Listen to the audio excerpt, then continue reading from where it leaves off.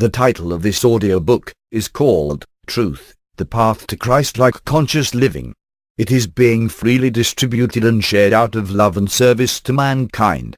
Please forward this to our brothers and sisters around the world. This book was authored by Kathleen H. Nelson and was copyrighted February of 2015.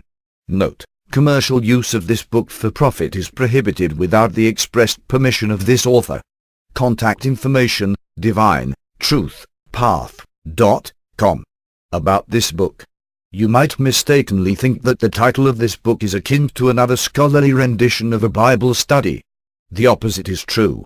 The age of Aquarius, the flashlight, is demanding that the truth about traditional, organized religions and governments be exposed.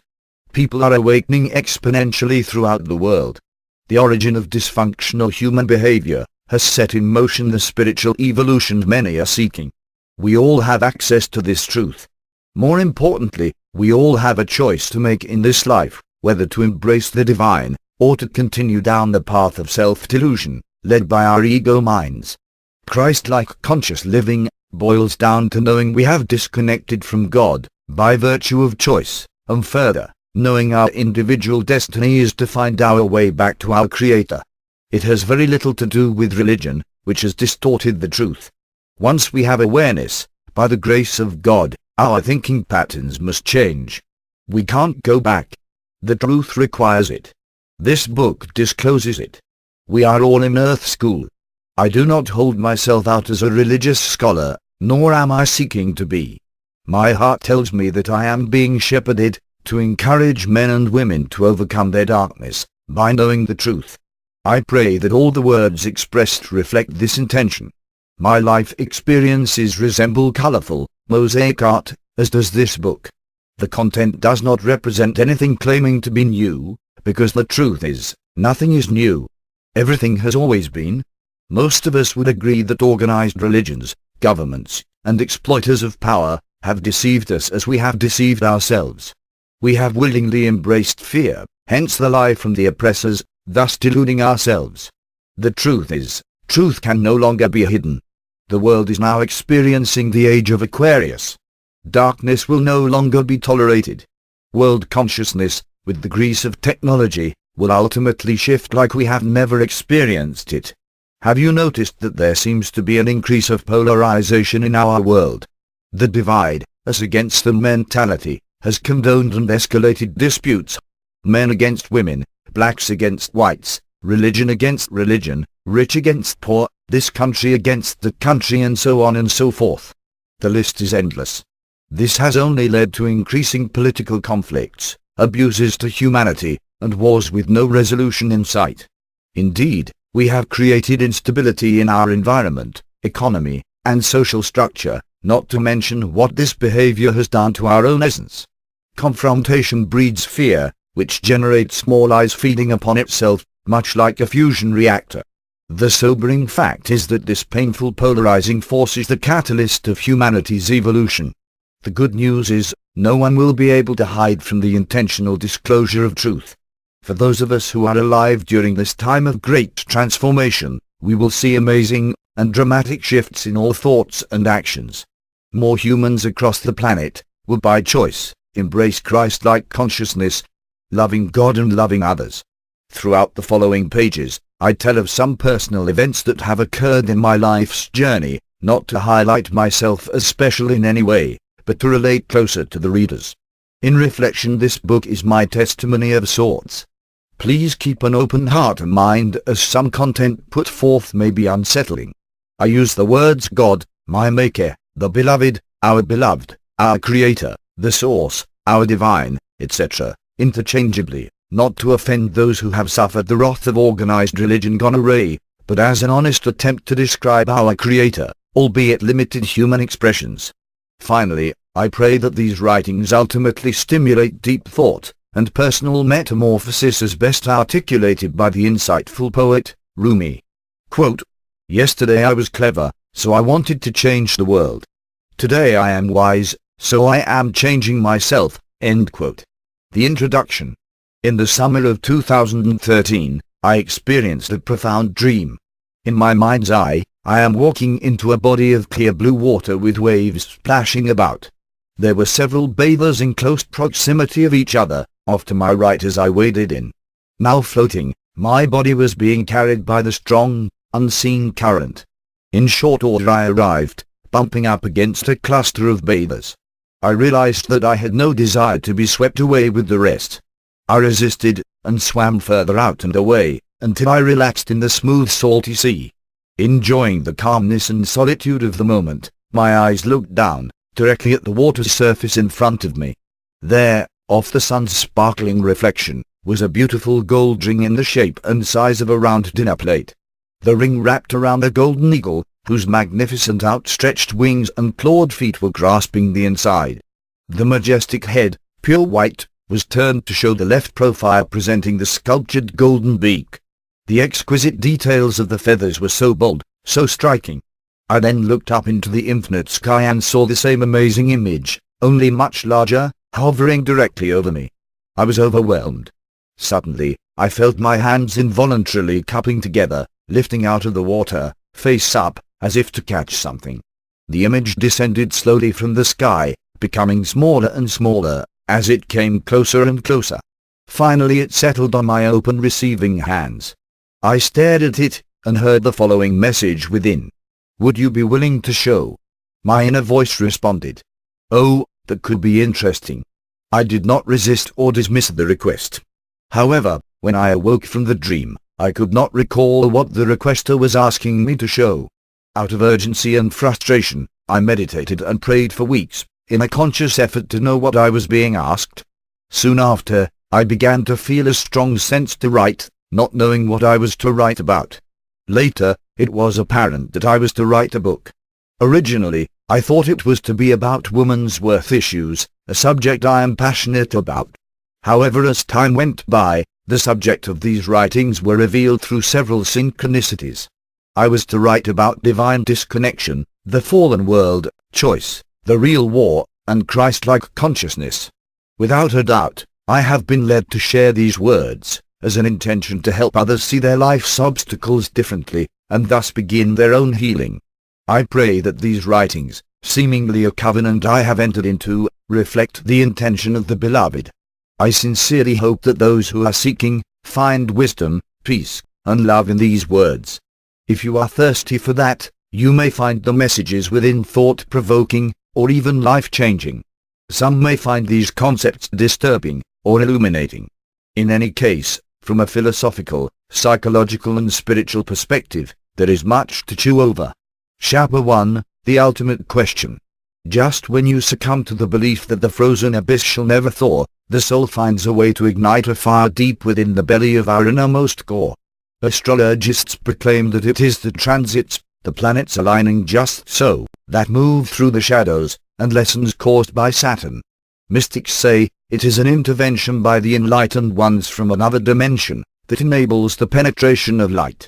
Frankly, this question is so much more intriguing. Have you ever asked why you are here on this earth? Why am I here? I can remember asking that as if upon birth, I innately knew I came from somewhere else. I don't know if Mom was screaming, and pushing, or giving sleep-induced birth, but I do remember my inner voice asking one question, which has driven my life's path ever since.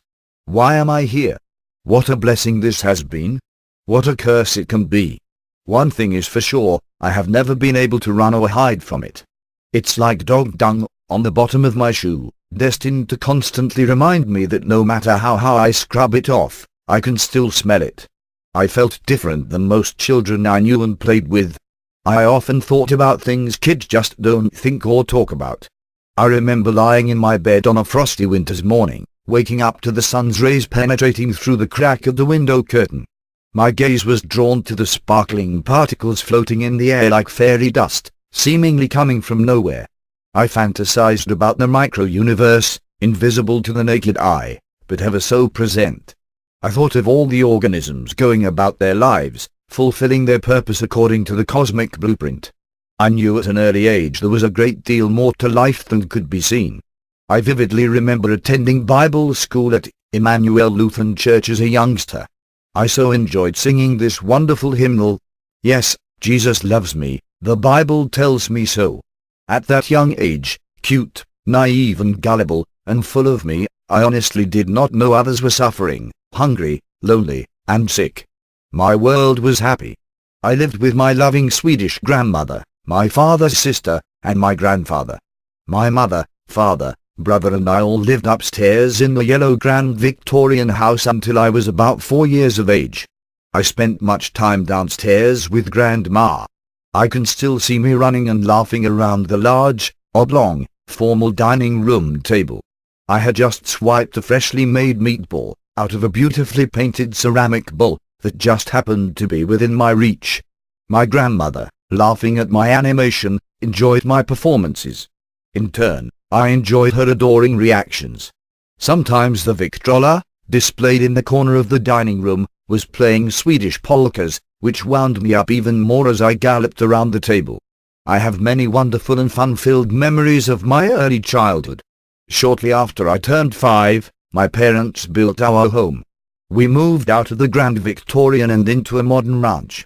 Fast forward, at age 13, I saw and experienced a radically different world than my younger years.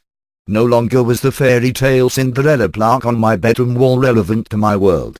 I endured the fighting, drinking, and the emotional ups and downs of family life that gave me a big dose of reality.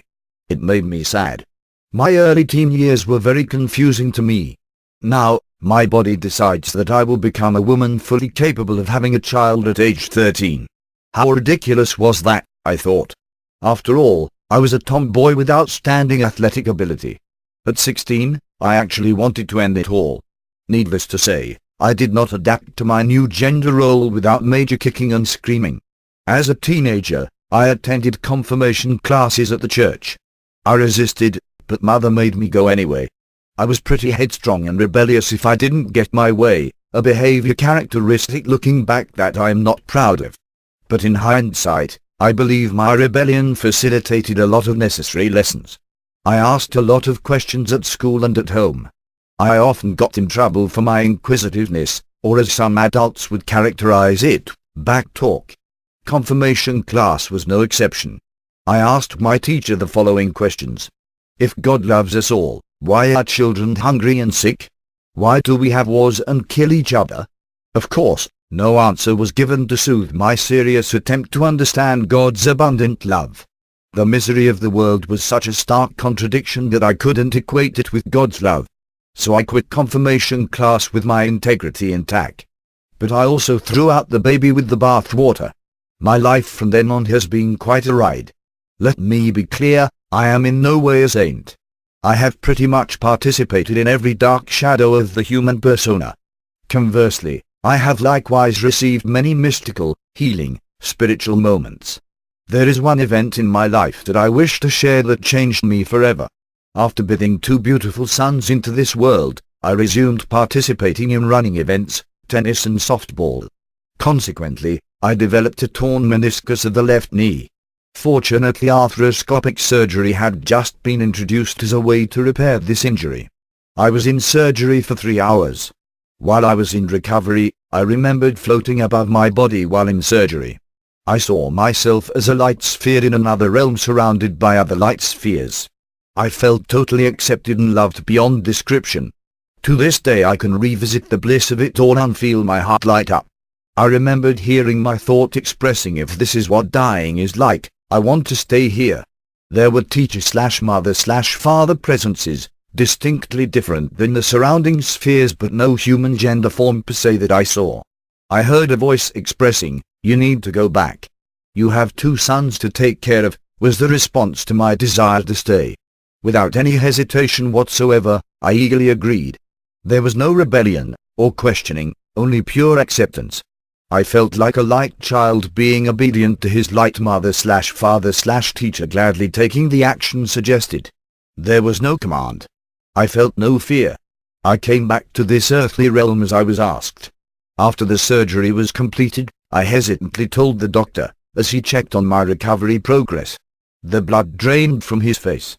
After a few moments of dead silence, he composed himself. He said it must have been the drugs that were used to put me under. I just shook it off as a drug-induced hallucination, as the doctor had justifiably explained. I accepted that answer and never brought it up until years later. My life, however, was profoundly changed. I now knew that humans were more than their physical bodies. Even more than that, I now was keenly aware of another realm. I began to see a lot of synchronicity in my life, including a feeling of heightened intuition, and a strong yearning to learn more about the spiritual. My intuition within told me to take extra money to McDonald's as I was preparing to walk over for supper while teaching out of state. There will be someone there who needs it, as I heard what sounded like an inner voice. I acknowledged the request. I stuffed a handful of extra bills into my back jean pocket. I walked into McDonald's on a very cold November night in Wichita. I was the only patron there. I ordered, picked up my bagged supper, and proceeded to walk back to my hotel room to eat it. To my surprise, just as I was leaving, I noticed an old grey-headed woman with a full cup of steaming hot coffee sitting at a table alone. She was not there when I first entered the establishment, I thought. I sensed she had come in from the cold to warm up, possibly homeless. She wore a tattered, heavy woolen coat, and torn gloves. Her face looked street-worn. As I was walking by, I stopped as if being pulled in by a magnetic force. I looked into her eyes. They were soft. I took out the wad of money I had stuck in my back pocket, and handed it to her. "I would like you to have this," I said. Her face lit up. She proceeded to tell me her social security check was not going to come in for another week, and that she had no money left. She thanked me and said she would pay me back. I looked straight into her eyes as if I saw her soul and said, "No, it's not necessary. The money is a gift." I then left. That moment seemed so surreal. I felt the presence of the divine working through me, through my heart. I have no doubts about that. I have had countless encounters throughout my life that have directed me to people and their situations to mitigate sadness or harm. The more I remained open in my heart, the more I found myself in those moments willed by God. I am very fortunate to know that there is more to life than the body we carry around. We are all light spirits, inhabiting human bodies, in order to have earthly experiences. We are all, as I call it, attending Earth School. It's true. As I grew older, I realized that we all carry past emotional baggage. Many people take up drinking, doing drugs, and other destructive behavior to cover up the pain of ghosts past. It disturbed me to see people stuck in helplessness, as if they were on self-destruct mode. I became aware of many, including me of course, wanting to change the outcome of their situations, but hesitant or not knowing how to change the process. Personally speaking, I was frozen with fear and indecisiveness. My breakthrough came while practicing the yoga of awareness. I realized that my mind, my ego mind, had control over me and I didn't like it. It was the committee, the naysayers in my mind telling me I couldn't commit to the practice, let alone change myself, thus my life. While in my first yoga class, meditating for 11 minutes in easy pose with arms stretched out, motionless and parallel to the floor, a lot of demons came up in my mind. The naysayers relentlessly reminded me of all the initiatives I quit. You quit dance as a child. You quit college. You quit life. You are weak. On and on the naysayers would stream condescending thoughts through my head. The chatter was constant. Why would it be different now? You're a quitter. All the while my arms were getting heavier and heavier, being pulled lower and lower, to succumb to the unyielding gravity of the earth. The naysayers predicted I would drop my arms in defeat, until I instantly decided to change my thoughts. I was determined to prove them wrong. I envisioned my arms tethered at the wrists, and being held up effortlessly by two beautiful angels. A smile appeared on my previously grimaced face. Suddenly, my arms felt light and supported at the same time.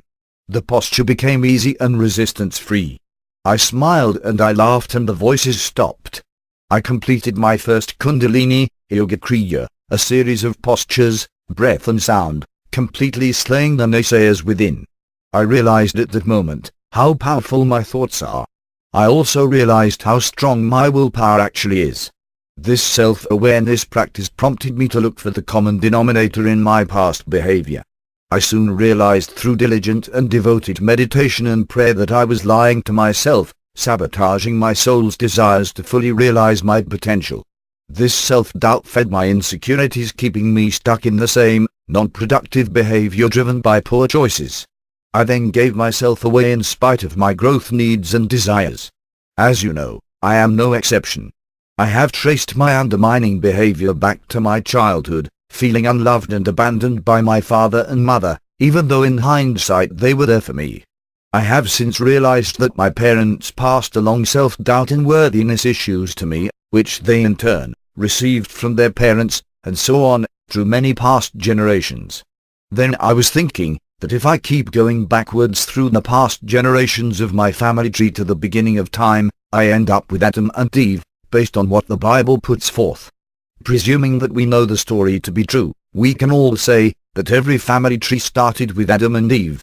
However, if this story is a false creation myth, the end result of handing down dark baggage from one generation to another is still relevant to our inherent, historical, and dysfunctional behaviors.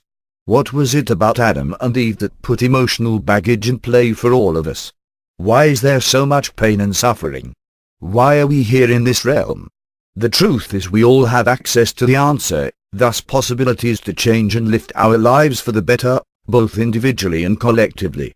We can start by trying to remember where we come from, and where we are going.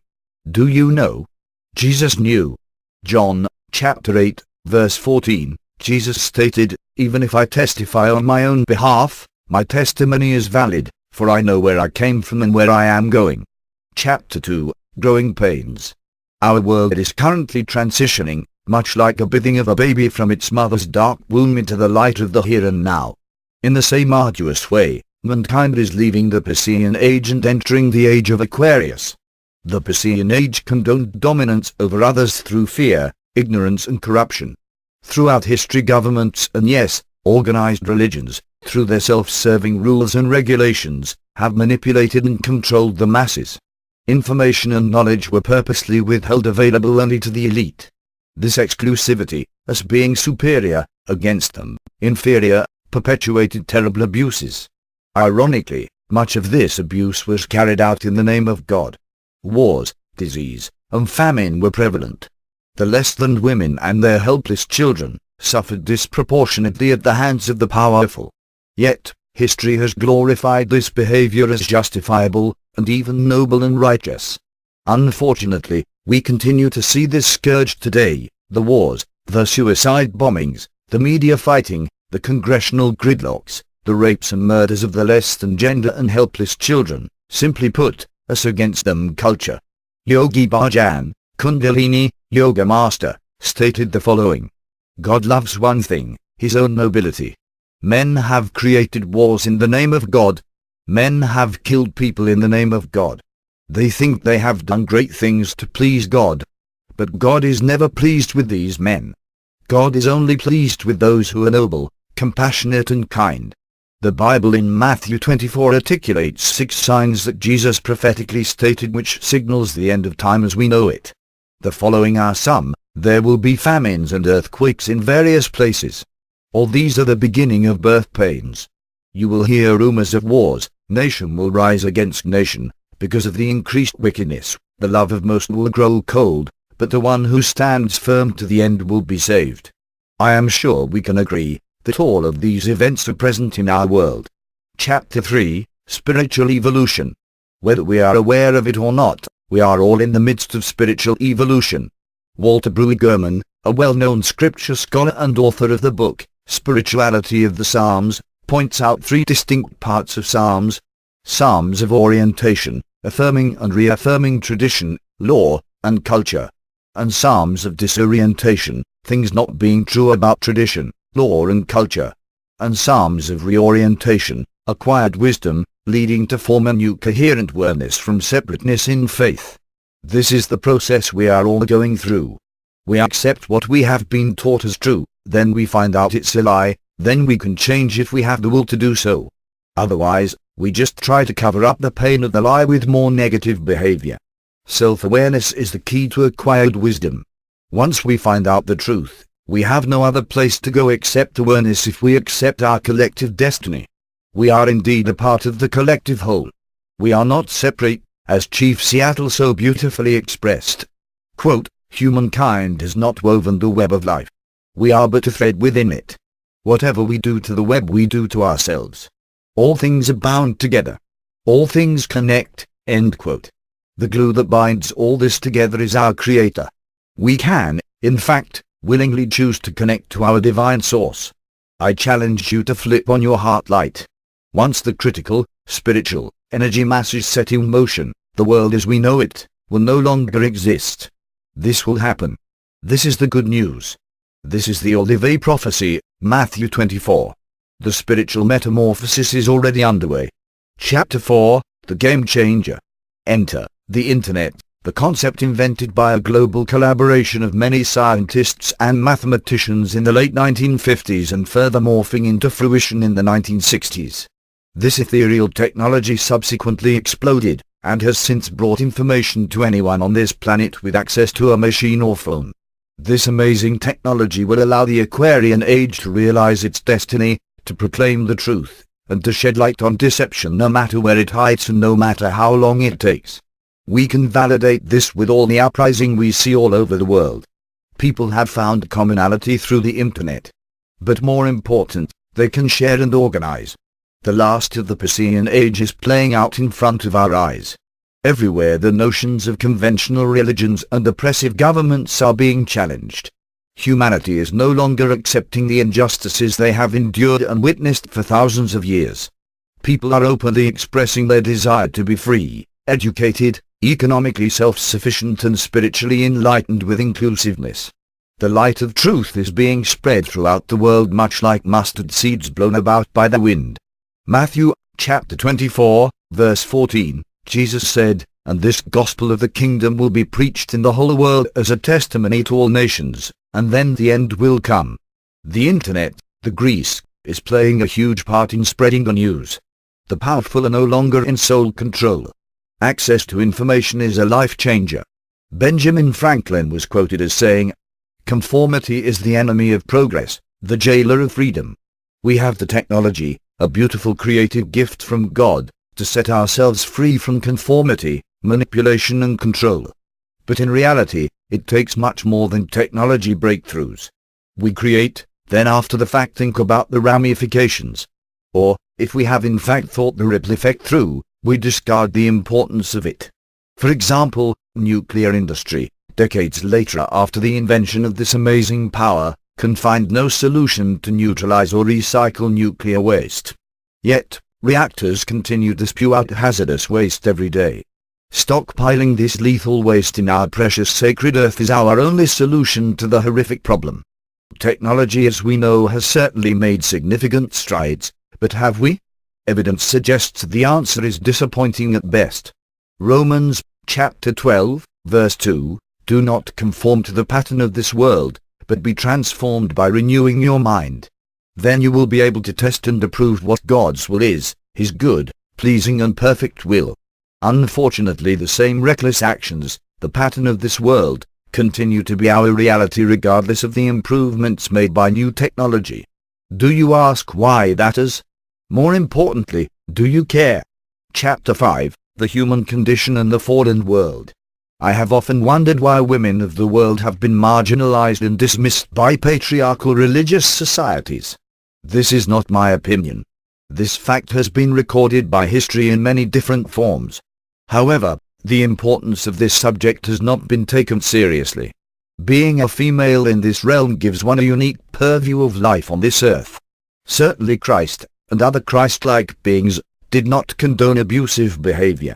Yet patriarchal religious societies in particular, who purport to embrace Christ-like values, continue to exclude and marginalize women today. Have you ever wondered why that is? This is an oxymoron. Does this sound Christ-like to you? These exclusive, traditional practices have been handed down from one religious patriarchal generation to another. Deceitfully, they have woven into their religious teachings the cultural, dark ways of their making and called them words from God. Nothing could be further from the truth. Their rules are but man-made traditions imposed to compel certain behavior, fear and obedience to the privileged. These traditions have nothing to do with the two commandments Jesus gave us. Loving God and loving others, Matthew, chapter 22, verses 37 through 40. In Mark, chapter 7, verse 8, Jesus said, "You have let go of the commands of God and are holding on to human traditions." God is traditionally portrayed in organized Christianity and other religions as male. Of course Jesus, the man, is used to support the premise that God is male. Have you ever heard a preacher say, "Dear Heavenly Mother"? Genesis, chapter 1, verse 27, "So God created mankind in his own image, in the image of God he created them. Male and female he created them." My point is, religious leaders have by omission and intentional manipulation, impressed countless generations to falsely believe males are spiritually significant, and females are tolerated as necessary for procreation. Perhaps we can blame this divide on the use of gender pronouns when referring to our beloved. After all, our language is sorely inefficient. Half of the population has been unjustly forbidden to fully participate in worshipping God because they are deemed unworthy. Per the Bible reference above, women are clearly made in the image of God just as much as men. Yet, women are still considered to be inadequate to lead worship in some Christian congregations and other religious institutions simply because they are the wrong gender. Of course, in other organized religions women are commanded by tradition to take a seat in the back of the bus, so to speak, if at all allowed to worship with men. Did you know that years ago, young boys and castrated men were only permitted to sing the female choir parts in churches? Women were strictly forbidden to participate. In some churches, women cannot touch the altar as they are characterized as unclean, despite the fact that Jesus touched many deemed unclean women. Let us not forget the unconscionable human burnings at the stakes condoned by religious patriarchs merely because a woman was single, labeled a witch, and had abundant knowledge regarding healing medicinal plants. Somehow, a woman of this description was judged to be harnessing the devil within. The truth is, the religious patriarchs, a minority of men, saw such women as a threat to their traditions, power and authority. Thus they had them murdered. Don't get me wrong. I am not bashing men. I am, however, calling out the behavior of the religious patriarchs who have deceived women and men for centuries. Sadly, these men of power and influence still view women as a threat today. They refuse to re-examine their actions in the light, still clinging to the dark traditions despised by Jesus. Misogyny is defined by Oxford Dictionary as dislike of, contempt for, or ingrained prejudice against women. Misogyny has its roots in the story of Adam and Eve, specifically religious men blaming Eve for the first sin as if Adam was the victim and had no choice. Nothing could be further from the truth.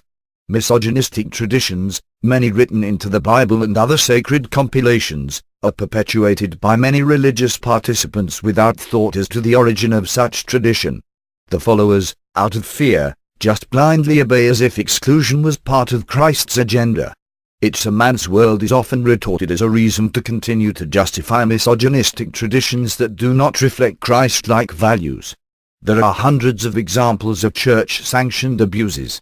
Yes, the Pharisees are still amongst us. I could write on to illustrate convincingly to the skeptics the darkness weaved within religious cultures of all kinds. However, it has already been clearly recorded by history and readily available to open minds. I refer you to refresh and read Matthew, chapter 23, verses 1 through 12. Choose your Bible version. You will be appalled. Christ blasted the Pharisees and scribes, those who controlled information and power over the poor and marginalized. In one example, Jesus states they forcibly threw widowed women into the streets because by traditional, religious patriarchal law, deemed to be God's law, women were useless once the husband died. Jesus did not hold back. He called their behavior hypocritical and wicked. Let us not forget that these very same religious leaders condoned the killing of Jesus as he was a threat to their domain. Their ego minds prevailed. Their choices were made and carried out. Behold the truth. Revelations proclaims organized religion as such will not survive enlightenment. Are you aware of that? The truth is, we have all had a hand in perpetuating this darkness. Society has willingly and repeatedly handed over their power and money, glorifying those who self-serve at the expense of others. We buy into the idol figure, the all-powerful leader, knowing full well it is not right. Matthew, chapter 24, verses 4 and 5, "Watch out that no one deceives you. For many will come in my name, claiming, I am the Messiah, and will deceive many. The truth is we are all born into this fallen world, and this is how we arrived. Genesis, chapter 2, verses 16 and 17. God said to Adam and Eve, "You are free to eat from any tree in the garden, but you must not eat from the tree of the knowledge of good and evil, for when you eat of it you will surely die." The Beloved gave Adam and Eve free will and told them the truth and the consequence of the wrong choice. They believed the dark influence, the serpent, over God's will, and committed wrong choice. They chose to doubt God, they rebelled, and then they disobeyed. God, in turn, expelled both of them from the Garden of Eden. I'm sure they felt very abandoned, ashamed, disconnected and unloved. Thus the first original sin, doubt, was cast and the fallen world was created. Does this not seem like a parent-child relationship to you? You tell your 14-year-old son not to drive the family truck for all the obvious safety reasons. However, influenced by his best friend, he doubts your advice, sneaks out and does it anyway. Then you ground him in his room without Xbox until he offers up a heartfelt apology for his rebellion. This seemingly simple scenario resembles the Adam and Eve episode, doesn't it? In a weird way, we all are grounded in this fallen world for our disobedience. The only way out of our room is to apologize with an open heart and ask for forgiveness. Adam and Eve are the starting point of our humanity's family tree, and thus, all the dysfunction. The result is we have all likewise, by proxy, chosen our way over God's will, demonstrated by being born into this realm. Like it or not, that is our heritage. We doubt everything and everyone, including and especially ourselves. Doubting leads to worthiness issues which inevitably are acted out in many forms of darkness. This is the precursor to abuse, manipulation, arrogance, hate, undermining, deceit and wickedness of all kinds. This is an important point to ponder, for it explains why humans behave the way they do. I gladly speak to this and provide specific discussion in the upcoming sections. We have all fallen, sinned by doubting God, by our own free will. We chose our ego mind, our will, over the Beloved's. We are in fact our own worst enemy. There are no exceptions. Romans, chapter 5, verse 12, that is why just as through one man sin entered into the world and death through sin, and thus death spread to all men because they had all sinned. It is critical to understand the origin of this fault. With that foundation of knowing, or at a minimum of weighed consideration, we can honestly accept why humans in this world behave the way they do. Every person swayed by darkness is capable of the most horrific deeds. Yet the opposite, swayed by light, is equally true. This comprehension is where healing begins and new life flourishes. It's important to pause and think about this deeply. Ever since the fall, mankind has experienced a gaping emptiness, a spiritual void, and a disconnection that only God can fill. Adam and Eve's decision, doubting God, is the root cause of the unthinkable behaviors we see and hear about every day of our individual lives. Luke, chapter 23, verses 34. Forgive them, Father, for they know not what they do. Chapter 6, Choice and the Real War. The ego of man, the container of spiritual disconnection, versus the loving will of God, is the real war on this earth. The fallen world is the consequence of original choice. It's not about the war on cancer, the war on poverty, the war against radicalism, the war against the rich, or the war against this or that. Let me repeat.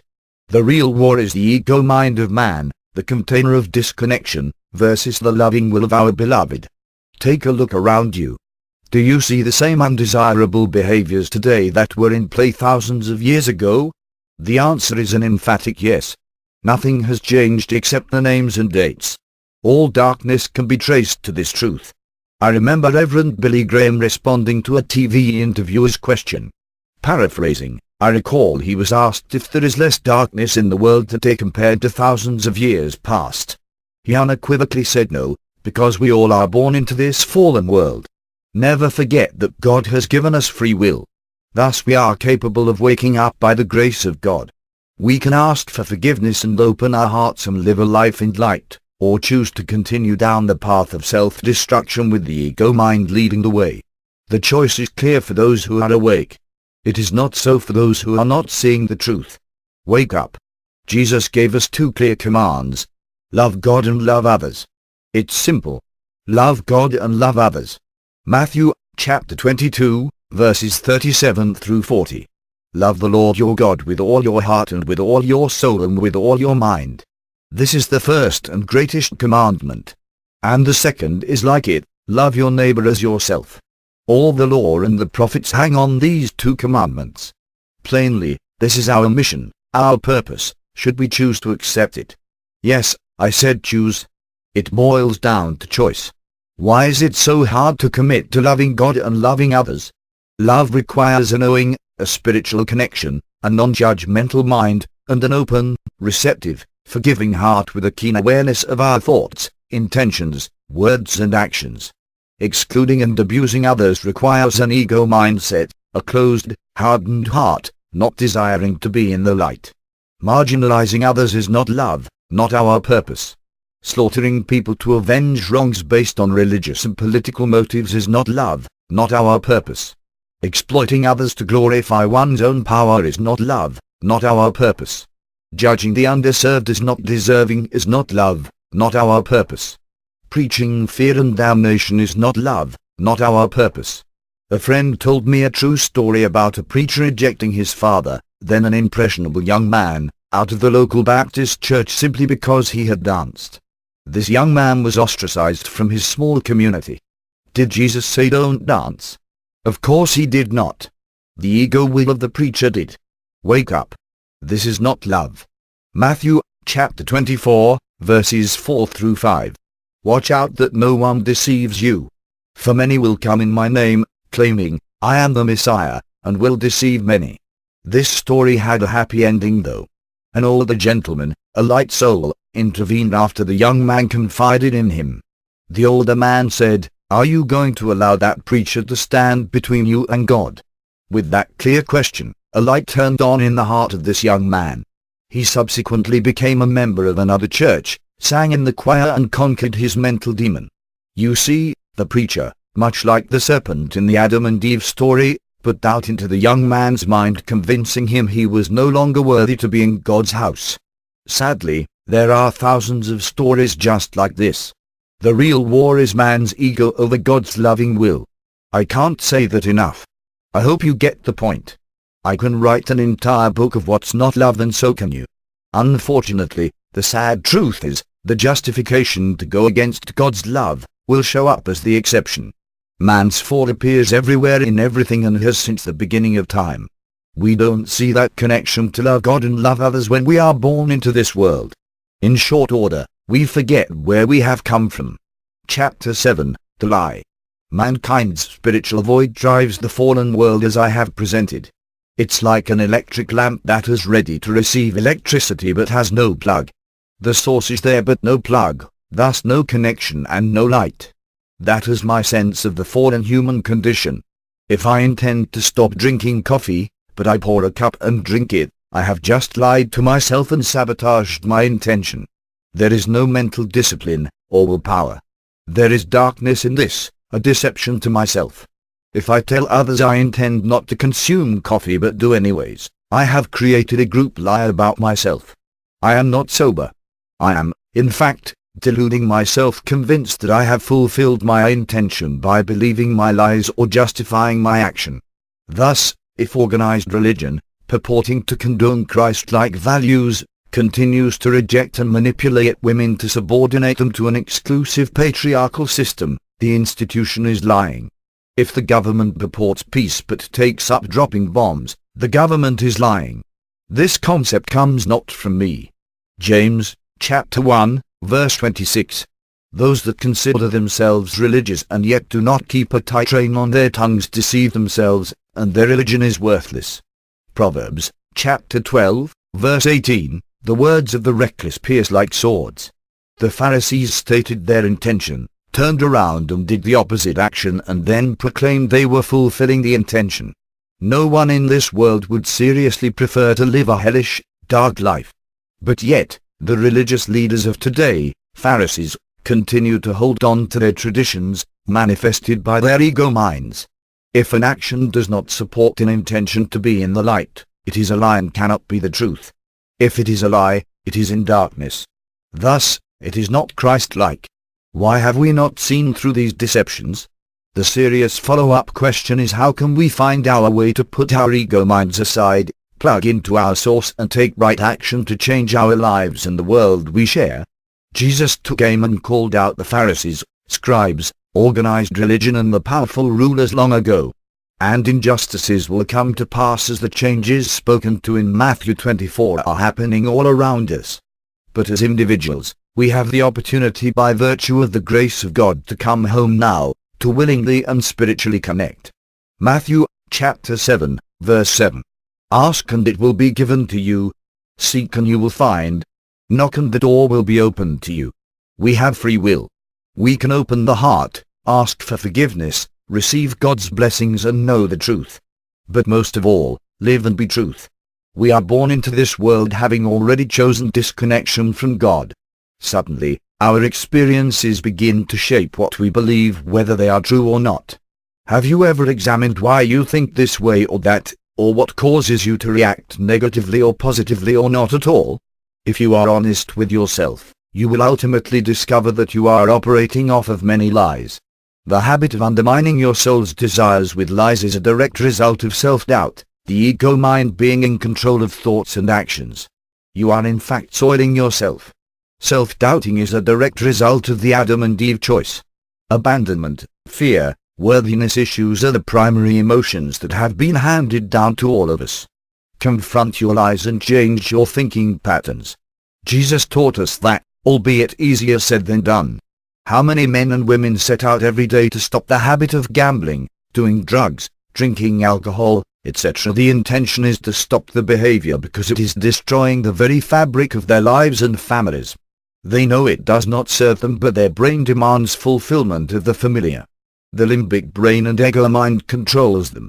Once they choose to continue the same act, the habit, after setting the corrective intention, they undermine their very soul's desire for right action. The ego mind still dominates. All people may very well not have any awareness of their actions. The hole, the rut as I call it, gets deeper and darker as delusion takes over the mind. It gets more difficult to take right action the more one practices delusion. One only has to watch commercials in between sporting events on TV. Many marketing schemes promote mindlessness. Drink beer and you will have many sexy friends. It makes you feel sexy and popular. Never mind the consequences and carnage of intoxication and the effects on your body and the baby yet to be born. That's not mentioned. The video games that are designed to get your senses and adrenaline glands hooked on blowing up people into bloody unrecognizable pieces, promote fun as shown by the killer's smile on his face. You know there are so many sick messages we are teaching our children as well as reaffirming in the adults. Sadly, we find it entertaining. Our pleasure, our entertainment has come down to watching someone else's hardship and terror, imagined or not. The consequences, our reactions, are real. We blindly allow our children to engage in countless hours of violence under the disguise of pleasure. Yet, we wonder why violence in society is the norm. You've probably heard the phrase garbage in equals garbage out. Every act begins in the mind. The first original sin, doubt, began in the mind. The ego mind contains the disconnection. What about the habit of watching countless hours of media news, you know, the kind that polarizes and encourages disrespectful discord? Honestly, listen to what your body has to say about that if you can feel it. Do you get angry, rigid and judgmental? Is there nothing good in this world anymore? Do you have trouble sleeping after ingesting such a diet?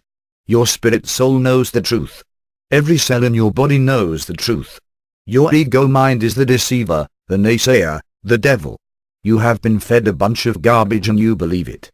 The worst part is that now you have grown an appetite for garbage. The question is, do you care enough to change yourself, repent and stand out from the crowd and stand firm? Matthew 24, verses 11 and 12, and many false prophets will appear and deceive many people. Because of the increased wickedness, the love of most will grow cold, but the one who stands firm to the end will be saved. There is no doubt that humans program themselves to repeat non-productive and often destructive habits, doing the same thing over and over again expecting a different result. Are you on autopilot? Are your thoughts and actions serving you? Yogi Bhajan said it best. The mind becomes a monster when it becomes your master. The mind is an angel when it is your servant. Chapter 8, The Victim and Awareness of the Mind. How do we as individuals know we are deluding ourselves? Let's look at the definition of delusion. Merriam-Webster defines delusion as a persistent false psychotic belief regarding the self or persons or objects outside the self that is maintained despite indisputable evidence to the contrary. Is your life a constant drama or never-ending commotion? There are reasons for that. If you are unsatisfied with an outcome, change the process by changing the mind and your action. The process is nothing but a habit. Habits become ingrained. If you desire a loving, respectful, spiritual relationship, then choose a partner who exhibits those traits. Change your thought pattern. It is not good enough to say the intention is present. Actions must support the intention or it is a lie. How do you do that? Are you finding yourself in abusive relationships? How did you do that? As humans, we are so comfortable with doing the same routines over and over that abuse can make us feel good. Fear of change freezes us. You know it's true. Have you ever noticed people marry over and over ending up with the same relationship they said they were trying to get away from? Remember, humans do not like change. Change can be very painful. People avoid pain. In many situations, an intervention, be it an illness, accident, confrontation, divorce or other event is called for because the individual is so delusional, justifying this and that, they refuse to accept any responsibility for their choices. It's always someone else's fault. Yes, I am referring to the victim mentality. The failure to be accountable for our own actions is clearly darkness. A person stuck in this realm has locked the heart and thrown away the key. They refuse to change their thought pattern. Their ego mind is in control. They are consumed with anger. They actually doubt themselves and their reality but may not know it. Playing the victim role is how many people are dealing with their pain. Again, this all started in the beginning with a choice. The ills of society are a direct result of saying no, doubting God. Are you willing to consider that? Are you willing to open the heart, purge the past, examine your thinking and behavior choices and start new? Change your thinking pattern. The grace of God can take you there. Pray and ask for it. Can you do that? Your ego mind must become your angel, not your master. It takes courage to admit you are wrong and that you have abandoned God. You are not a victim, but you are your own worst enemy. It takes courage to change your life right down to the friends you choose or the spouse or partner you are currently with. You see, becoming mindful means being aware of why you are reacting in anger, why you are drinking, and why you want to give up. The reality is, the painful past is not who you are. Are you willing to consider that truth? You have experienced things no doubt, but that is not who you are. You are not your experience. Think clearly on this. The spirit within is who you are, not the body or mind. You see, we are all in Earth School. It's true. We need the mind and body to move through this life, but we are not our mind or body. What have you learned? If you put your hand in fire, you have just had an experience and learned fire is hot and burns skin. You are not thinking that you are fire, right? So why is it when your father denigrates you over and over, your experiences lead you to believe you are not worthy? Examine that. You have attached yourself to that experience as being who you are. I repeat, you are not the experience. Granted, you had the experience. But you are no more worthless than you are fire. This is the truth. God loves us unconditionally. We are His children. In fact, we are all co-creators. Detaching from experience and inviting in God's love is the only way to shed the victim mentality. Learn from each experience, but it is not who you are. We, in fact, have a fresh slate every breath we take. Anything else has already been. We are all spirits having human experiences on this earth. We are evolving. This is Earth School. It puts it into perspective for me. The body is the vehicle that moves us through the life so that we can experience for the sake of acquired wisdom, ultimately by the grace of God leading us to connect to the Beloved. Once we do that, we become servants to God by loving God and loving others as ourselves. Chapter 9, Confidence or Arrogance. Most of us have been taught that arrogance is not a desirable trait since it inevitably marginalizes and abuses others. Arrogance condones the less than treatment of our brothers and sisters. Arrogance is a power trip. Thus the ego mind and arrogance go hand in hand. Arrogance draws on the disconnection of our spiritual source. This is important to understand. A wise friend told me a true story of two builders who were members of the same church. The church hired both men to build a needed expansion onto the existing structure. These two men had completely different ideas as to how to go about the build. In fact, they were so entrenched in their positions, they were gridlocked. They notified the pastor of their lack of progress, each blaming the other for the excessive delay. The pastor led them into his office and said, "I am leaving and closing the door behind me. Do not come out of this office until you come to an agreement." The men continued to bicker and finger-point for over an hour with no resolve. The pastor, concerned that no movement forward had been made, opened the door.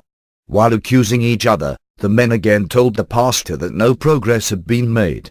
The pastor, not settling for that answer, asked both men to deeply consider this one question: "Who are you serving?"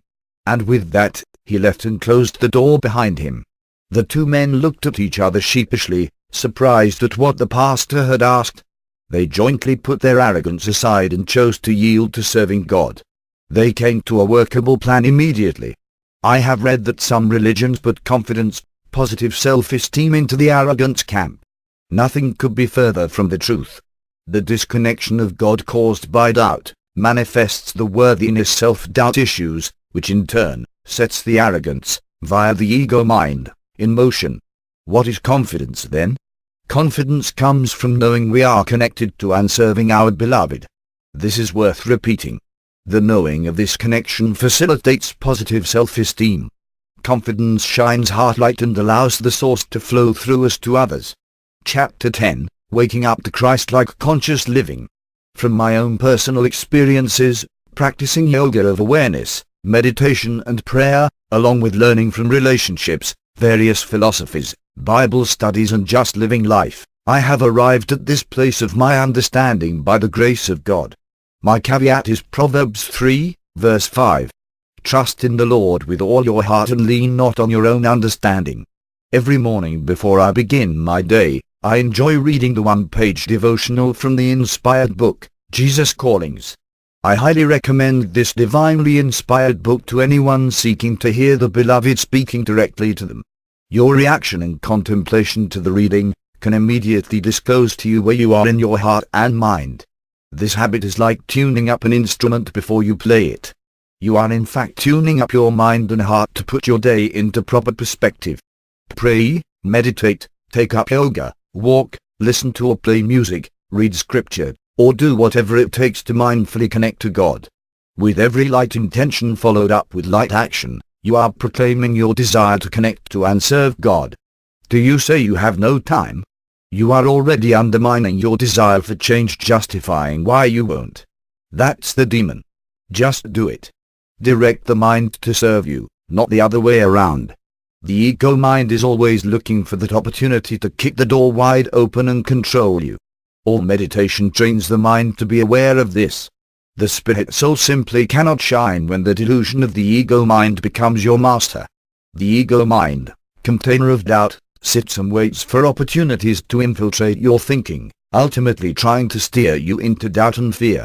Awareness trains your mind to be on guard to the ever-present master manipulator, your ego mind. The ego mind is your doubter, your committee, your naysayer, your demon, your first original sin. The truth is, the ego mind contains the origin of dysfunction. Once you shift your habits by altering your thinking patterns and action, you will be amazed at the changes that will happen in your life. What are you thinking? What are your reactions? Why are you reacting that way? Can you discern the differences? The good news is that you can choose to wake up and elevate yourself to a new you. Yes, it is your choice. You have that power. Ask God. God is everywhere waiting for you to invite her into your heart. Pray. Surrender. Apologize to the beloved for your ineptness. Forgive them for they know not what they do. Truthfully, transformation requires hard work, discipline and caliber which in many cases are counter to the culture that we live in. Waking up is challenging. It requires a heart-filled desire to surrender and connect to the beloved, to do God's loving will, with every thought and action we take. To put your uneasiness into perspective, can you imagine what it must have been like for Jesus to walk his path? It helps to know that there is more to life than what we see. Do you know that? Do you feel it? Are you confident? There is a bigger picture in play composed by our Creator. Can you be humble and have faith without knowing all the details? Do you see the weaving synchronicities in your life and others? There are no coincidences. We are all connected. Can you see beyond your own self-imposed limits? Can you see infinity? Do you know where you have come from, and where you are going? Jesus did. When you think or say negative, doubtful thoughts or words, immediately recognize them from whence they came. Does downgrading others make you feel better about yourself? Be constantly aware of your thoughts. Are you belittling yourself? Do your thoughts support light or darkness? Do your actions reflect your intentions? Monitor at all times your responses. Pause before you answer. This requires an observer-like awareness within you. Thoughts and words are very powerful. Ephesians chapter 4, verse 29, do not let any unwholesome talk come out of your mouths, but only what is helpful for building others up according to their needs, that it may benefit those who listen. Consciously choose to change your habits, meditate and pray. Ask for God's guidance. Listen within. Know the divine is always with you regardless of your expectations and outcomes. Know that you receive what you need and not necessarily what you desire. This requires mental discipline, just as if you were in the gym sculpting a new body. Restate those unproductive thoughts or words differently to reflect the truth. For example, if you state, "You are a terrible golfer," you have just convinced your mind and body down to the cellular level, cells have memory, that you the person are no good. You are deliberately undermining your self-esteem by feeding doubt. How does that feel? You have created a corrosive habit. Sound familiar? We all do this. Behold, this is your demon. I assure you no successful golfer participates in this thinking pattern. Speak kindly about yourself. Laugh. There is no need to doubt your potential. However, your potential will never manifest by feeding yourself toxic words. The truth is you have limitless potential. Do you remember where doubt comes from? You can choose to connect to the divine. Remember, we only need to accomplish these two actions. Love God and love others. Loving others also includes you. Are you undermining yourself, yielding to the wishes of others so that you will be liked? A lot of women can relate to this. If you are experiencing self-doubt, poor self-esteem issues that ultimately leads to poor choices. Self-improvement is rooted in self-acceptance, self-love. Think of yourself as God's child, because you are. How loving, special and beautiful is that? You are divine. It's the truth. The Beloved has never abandoned us. We disconnected. It is never too late, nor are you ever too old to change and open your heart. Remember this. Because of the increased wickedness, the love of most will grow cold, but the one who stands firm to the end will be saved. That's God's promise to us all. It is our choice though. God has given us free will. All we have is right now. The past is gone. The future not even here, nor is it ours to see. Challenge yourself to live as if today is your last day by loving God and loving others. Matthew 24, the Olivet Prophecy. Chapter 11, the Practice. This quote bears repeating from the acclaimed poet, Rumi. Yesterday, I was clever, so I wanted to change the world. Today, I am wise, so I am changing myself. As I stated in the preface, my intention in writing this guide is to encourage seekers to overcome their own darkness by seeing the truth of their existence. I have provided food for thought and suggestions as to how we can mindfully move out of spiritual disconnection. Clearly, because of the fall, there are many challenges and choices which go against the reality we have created. Christ-like conscious living starts with each one of us. The truth is, God loves you no matter where you are in your life, and what you have done. After all, you are here in this realm, your room, to facilitate your personal growth. Likewise, you are also facilitating the growth of others. Be grateful, love God and love others. The rest is God's plan. Have comfort in knowing that you are the Beloved's divine child. It's the truth. Release any cultural belief systems that puts doubt or fear in your mind about who you really are. Carefully read these words again. Release any cultural belief systems that puts doubt or fear into your mind about who you really are. I realize that there are many concepts within these writings that may be very foreign, idealistic and even radical to some. Thus I have written the following in an attempt to emphasize important practices that may help seekers break out of disconnect thinking patterns, thereby breaking undermining habits and forming new ones that will serve them in the light. Again, breaking habits are not for the faint-hearted. We all have unproductive habits. All of us have it within us to discern and change our life for the better. How do we break the habits which do not serve our spiritual growth? Let me ask, how many of you were interested in playing a musical instrument or sport you enjoyed? You had intention to play well followed up by action. The common theme to hone your skills was practice, practice, and more practice. Spiritual evolution, connecting back to source, is no different. We have in fact acquired bad habits. Remember, the root cause of undermining is doubt, the first original sin. Humans were born with that blueprint. It's important to always keep that in mind. The only way to live in the light with truth is to open your heart and ask for forgiveness.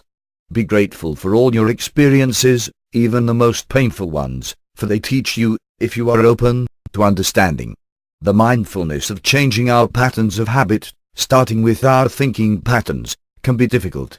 How do you start a practice towards a changed life? Monitor your responses in that very moment. After all, you can control your reaction if you are mindful about what button of yours you have just allowed to be pushed. Examine your mental inventory from whence they come. Clarity brings enlightenment. Laugh when your child accidentally spills milk. Your child will laugh with you. What does anger and scolding accomplish? Laugh at yourself for thinking about reacting in anger. It's only spilled milk, not the experience you had as a child. You can pass on your emotional baggage or stop it in its tracks. It's your choice. It's healthy to laugh and not take ourselves so seriously. Joan Rivers, a famous female comedian, was quoted as saying, "I was making jokes yesterday at the funeral home. That's how I get through life. Life is so difficult, everybody's been through something. But you laugh at it, it becomes smaller. Laughter is indeed good medicine. Science has proved that. I urge you to practice laughing not at someone else's expense, but knowing we are all capable of human follies. Below is what I have labeled the 7 keys, more like heavenly boot camp. These keys, when practiced, bring to light the characteristics of a Christ-like conscious life. God never intended for us to shrink or live in the shadows. Practicing daily will not only change your life, but those around you as well. It's time to reprogram our minds for the collective good. 1. Doubt, the original sign, is the root cause of dysfunctional behavior. If you feel worthless, arrogant, angry, or a need to have power and control over others, the disconnection is present. Indeed, you are a servant to your ego mind. Consciously change your thinking patterns and follow through with aligned action. 2. Be accountable for your own intentions, actions and thought patterns through self-awareness practices. You are not a victim. Speak kindly to yourself and others. Empower yourself in all you do. Serve others to inspire your gratitude. This will remove self-pity and the victim mentality. 3. Pray, meditate, be grateful every day even though you may be experiencing growth through uncomfortable situations. See and feel the beauty in this world. Give praise and gratitude every day to our beloved. 4. Smile as if you see God in front of you. After all, we are all God's children. 5. Open your heart and receive grace. God loves you unconditionally and has never abandoned you. Be compassionate. 6. Know you are worthy no matter what you have done. Remember, you are not your experience. You are in Earth School. 7. Gift God, our beloved, in all you think and do by loving God and loving others including yourself. If you desire positive, uplifting change in your life, I strongly suggest practicing the 7 keys. Take yoga, walk, exercise of your choice, participate in Bible studies, listen to uplifting music, pray and meditate. Get outside and be refreshed through nature. Buy a journal and write daily if possible. Seek out and read spiritual transformative information. Reread the 7 keys and refresh with the content of the book as needed. Describe your thoughts and actions today with a like-minded friend. Your friends and enemies are your mirrors. Learn from them. Do your actions reflect the keys above? If your answer is no, pull back the layers and realize doubt, the first original sin, is behind it all. It's true. Take comfort in knowing that. Take action to discern that which does not serve you. Remember, changing habits is a process that requires ongoing daily practice and patience. Do you hear the words you are using?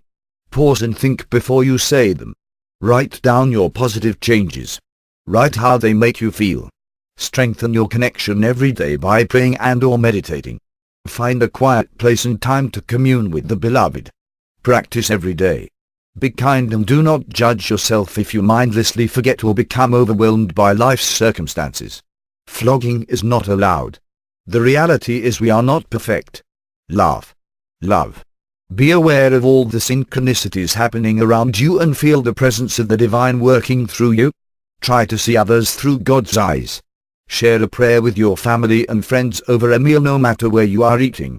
Be grateful for the abundance in your life. You have much more than you realize. Do you feel worthy enough to receive it? Feel the confidence of knowing, have faith, stand firm, and try to remember where you have come from and where you are going. Through daily devoted practice, you will develop strong caliber and character. Your life and those around you will be forever changed for the good. Chapter 12, Destiny. There are as many spiritual paths as there are men and women who have come and gone since the beginning of time. Indeed, there are thousands of inspirational self-help books which promote how we can better ourselves and humanity. The difference is in the ease of living, of accepting the cause of the fallen world and knowing without doubt, we can discern differently. Healing begins here. Matthew 4, verse 17, repent for the kingdom of heaven is at hand. Did you know, doubt, the first original sin, has already been forgiven by the Beloved? Daniel 9, verse 9, but the Lord our God is merciful and forgiving even though we have rebelled against him. We are God's children. We can immediately choose to stop our rebellion, change our hearts, minds, and actions, or we can arrogantly continue to lie to ourselves and aimlessly live life in darkness. I pray you have the courage to know your truth and ask for healing. Yes, it takes a lot of courage to admit you need help. We all need help. This is my testimony. I vividly remember surrendering, more accurately described as breaking down, while accomplishing my daily meditation and praying. I didn't expect or plan for what had transpired. I did, however, have an open, loving, inviting heart. Grace came as if an active volcano was ready to erupt within and without my knowledge. My repentance welled up inside of me and I released every bit of it to God. I purged, I apologized for my ineptness, and I sobbed and wept for hours in solitude on the floor of my bedroom as if I was sitting face to face with my Maker. The unconditional love I felt was overwhelming and beyond my ability to express in mere words. I realized that my rebellion had kept me away from my destiny, my reunion with the Beloved. We all live in this broken world, but there are awakenings that are happening every second, every minute, and every hour of the day. The truth is your destiny, waking up, comes down to your decision alone. Once you commit your heart to God's unconditional loving will, you are lifted up as if you had wings and fly high above the insanities of this fallen reality. Having personally experienced sweet moments of oneness with God, I pray we all have the comfort of knowing that the Beloved is patiently waiting to hear from each and every one of us, for the kingdom of heaven is truly at hand. About the author. Kathleen H. Nelson, born in Weston, New York, received a grant from and studied music, arts and education at the University of Kentucky at Lexington. She subsequently married, moved and had a family in Austin, Texas. Years later, Kathleen acquired a position with the Internal Revenue Service where she ultimately became and retired as a tax collector. Kathleen, Kat Nelson, is also an accomplished singer-songwriter. She has previously performed at many live venues in Austin, Texas, the music capital of the world, including the Austin International Airport, Capitol 10,000 runs, many radio stations and numerous local live music establishments. Kathleen wrote and recorded Find Your Way, consisting of 12 original songs to commemorate her previously passed parents. Shortly after that recording, she was diagnosed with an immune system deficiency, peripheral imbalances, caused by mercury poisoning from silver amalgam dental fillings that she received at 13 years of age. Personally, consciously and spiritually motivated, Kathleen testified at the Federal Drug Administration hearing, in a collaborative effort to ban the neurotoxic mercury dental fillings in the United States. Her testimony is a matter of public record in the Federal Registrar. Amazingly, mercury dental fillings are still in use today, even though many other countries have banned it. Kathleen currently sings in the church choir as her way to express her heartfelt gratitude to God. As her book reflects, she has been inspired by experiencing life and listening within, daring to seek, question and proclaim the truth of mankind's disconnected ways. She is not a religious scholar. In fact, Kathleen believes the study of religion is not synonymous with the spiritual connection to the divine, which tends to promote the ego mind of man, investigating theories of religious history, the devil in the details, over being an example of living a Christ-like conscious life. Kathleen authored her first book, Truth, The Path to Christ-like Conscious Living, to shine light on the origin of all dysfunctional human behavior and to assist the longing to find their way to connect to God's love. This is the end of the book. Thank you for listening and please pass this forward. Blessings to you all.